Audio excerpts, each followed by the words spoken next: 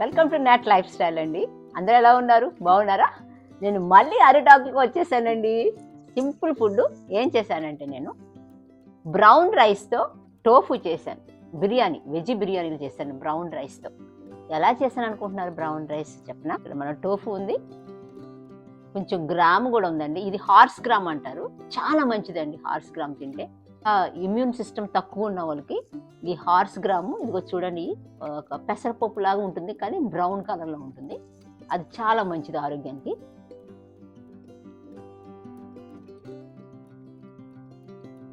చాలా బాగుంది. సో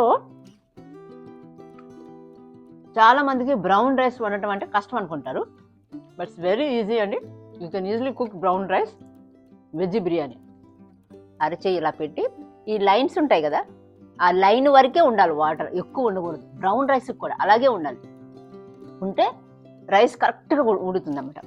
కొంచెం వాటర్ ఇంకా లెస్ కుక్ అవుతుందన్న టైంలో రైస్ ఆఫ్ చేసేసేయండి.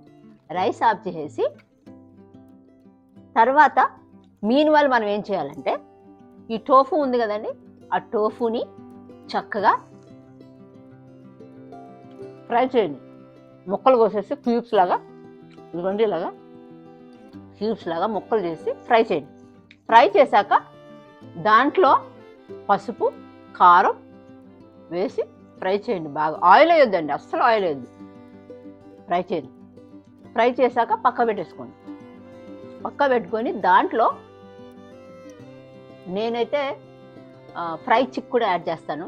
అది మనకి ఇండియాలో దొరకదు, సో మీరు టోఫుతో చేసుకోవచ్చు. సో ఆ టోఫులో ఒక బౌల్ తీసుకొని అటు యాడ్ 2 స్పూన్స్ ఆఫ్ కర్డ్, కారం, ఉప్పు, పసుపు, అల్లము, గార్లిక్ పేస్ట్, తర్వాత గరం మసాలా, ఉప్పు, ఇవన్నీ యాడ్ చేసి కలపండి బాగా. కలిపి దాని తర్వాత రిఫ్రిజిరేటర్లో పెట్టండి, ఒక ½ అన్ అవర్ ఉంచండి. దాని తర్వాత తీసి మీన్ వైల్ మీరు ఆనియన్స్ కోసేసి చక్కగా ఆయిల్ లేకుండా ఫ్రై చేయండి ప్యాన్ మీద, నాన్ స్టిక్ ప్యాన్ మీద. ఆయిల్ వేయొద్దు. చేశాక అప్పుడు కొంచెం కుక్కర్ తీసుకోండి, ప్రెషర్ కుక్కర్ తీసుకొని కొంచెం ఆయిల్ వేసి, మీరు ఇంకా జింజర్ గార్లిక్ పేస్ట్ ఏమి వేయక్కర్లేదు. ఆయిల్ వేసి దాని తర్వాత దాంట్లో కొంచెం ఎలైచి ప్లస్ సినమన్, చెక్క అంటారు కదా, చెక్క, యాలక పొడి కొంచెం, అది ఇలా అనేసి, ఆకులు ఉంటాయి, బిర్యానీ ఆకులు ఉంటాయి కదండి, అది కూడా అందులో వేసేసేయండి. వేసాక అప్పుడు మనం టోఫు అది అందులో వేసేయండి. అందులో వేసాక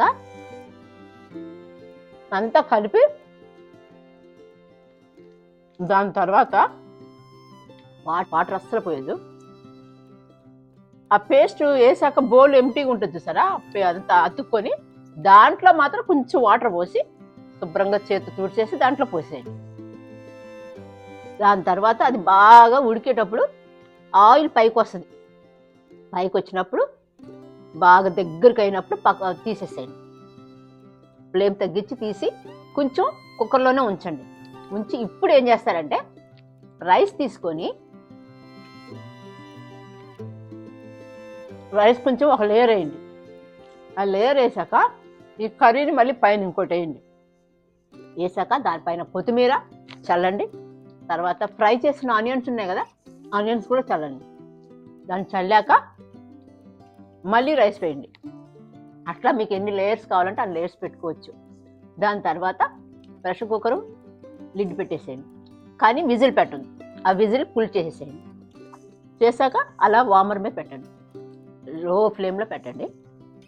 ఆఫ్టర్ 10 to 15 minutes చక్కటి గుమ్మ వాసన వస్తుంది.